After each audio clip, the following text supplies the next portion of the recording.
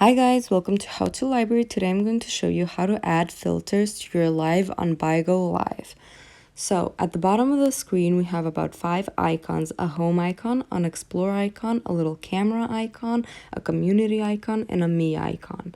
So we're gonna click on the middle icon, the camera icon, and this will take us to the live streaming. On the bottom left corner, you can see a little lady with hair. We're gonna click on her.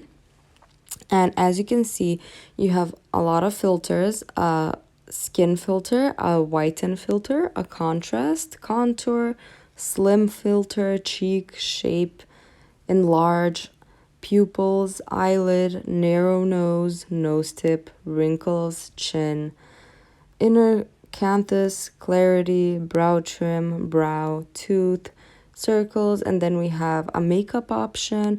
We have different kinds of makeup, and then we have different kinds of filters. And that's about it.